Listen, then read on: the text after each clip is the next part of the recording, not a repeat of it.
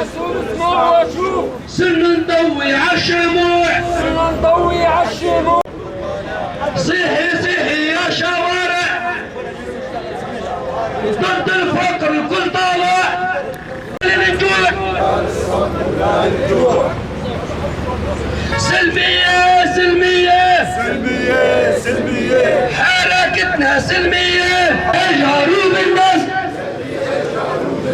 رابن دس بدس، رابن دس بدس، غلي اجهروا بالناس. القامشلي الأحرار، الحضور الكريم، أهلا بكم جميعا.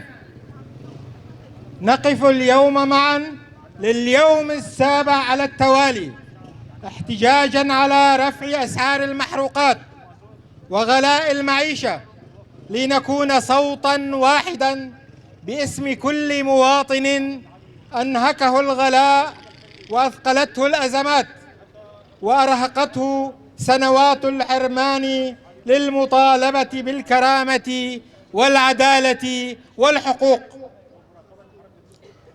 لسنا هنا من أجل الفوضى، ولسنا دعاة صدام أو عنف، وإنما خرجنا دفاعاً عن حقنا المشروع في التعبير السلمي، عن حقنا في حياة كريمة وفي حياة أفضل وخدمات أفضل تحفظ حقوق الإنسان، في قرارات تراعي ظروف الناس بدلاً من أن تزيد معاناتهم. فشعبنا في روجافا كردستان وعموم سوريا يستحق حياة أفضل، حياة تصان فيها حريته وكرامته. لقد جاء قرار رفع المحروقات ليضيف عبئاً جديداً على كاهل المواطنين، فارتفعت تكاليف النقل وازدادت أسعار المواد والسلع الأساسية، وأصبح الحصول على أبسط مقومات الحياة أكثر صعوبة من أي وقت مضى. وفي الوقت الذي ترتفع فيه الأسعار لا تزال الكهرباء النظامية غير متوفرة تقريبا في أكثر مدينتين بالمحافظة أو أكبر مدينتين بالمحافظة، وهما القامشلي والحسكة. ونحن في فصل الصيف الحارق، والخدمات الأساسية تتراجع، والناس يواجهون عباء معيشية لا تطاق، وخاصة العمال الفلاحين وأصحاب الدخل المحدود. إننا نحمل سلطات الأمر الواقع والجهات الحكومية المعنية مسؤولية المعاناة الإنسانية المتزايدة التي يعيشها المواطنون. أرضنا أرض القمح والسنابل والنفط والخيرات والبركة، فكيف يبيت أهلها على الجوع والفقر والقهر؟ عجبا لأرضنا، كيف ينام أبناؤها جياعا وفي باطنها الخيرات تتدفق؟ عيب علينا وعلى تاريخنا أن نظل صامتين وجيوبنا أضحت فارغة لا تقوى على شراء خبز أو دواء. من حقنا أن نسأل إلى متى؟ وهل أصبح المطلوب من الناس أن يتحملوا كل هذه الأزمات لوحدهم؟ أيها الأخوة والأخوات، لقد أثبت هذا الحراك منذ يومه الأول إنه حراك سلمي حضاري ومسؤول. وإلى الذين يؤججون خطاب الكراهية ويدعون العرب إلى عدم الخروج نقول لهم: لم نخرج تحت راية أحد، ولا لنعتدي على أحد، ولا نحمل إلا أصواتنا ومطالبنا المحقة. لن نهادن في حقوقنا، وسنبقى متمسكين بالسلمية، لأنها مصدر قوتنا والطريق الذي يمنح مطالبنا مشروعيتها وأخلاقيتها. من هنا ندعو كافة المكونات في المنطقة إلى المشاركة الكثيفة في هذه الاحتجاجات حتى تتحقق مطالبنا العادلة. نوجه في هذا الحراك رسالة واضحة إلى الجهات المسؤولة وخاصة في محافظة الحسكة إن تجاهل مطالب المواطنين لن ينهي الاحتجاجات بل سيزيدها اتساعا.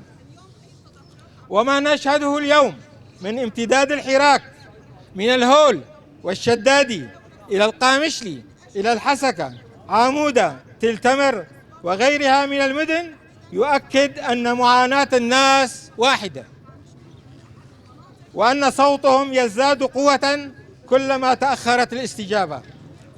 تقتضي الحكمة الإنصات إلى صوت المواطنين والاستجابة لمطالبهم العادلة قبل أن تتفاقم الأزمة، فمعالجة الأسباب خير من مواجهة نتائجها.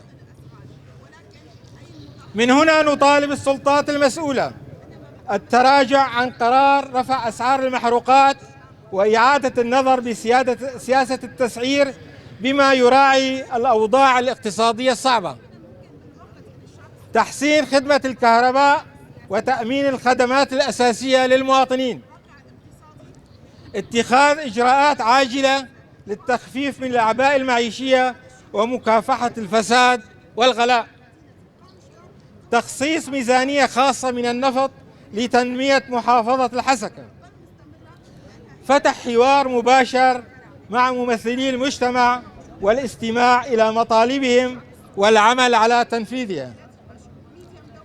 نوجه نداءنا اليوم إلى جميع أبناء شعبنا في القامشلي، عامودة، تل حميس، الحسكة، الشدادي، الهول، مرقدة، وإلى كل من يعاني الغلاء وسوء الخدمات أن يقفوا صفا واحدا دفاعا عن حقهم في العيش الكريم. ندعو العمال والفلاحين والتجار وأصحاب المهن وسائر الكسبة وخاصة النساء والشباب للمشاركة الواسعة في هذا الحراك السلمي، لأن القضية ليست قضية فئة أو مجموعة أو مدينة، بل قضية كل بيت وكل أسرة وكل فرد.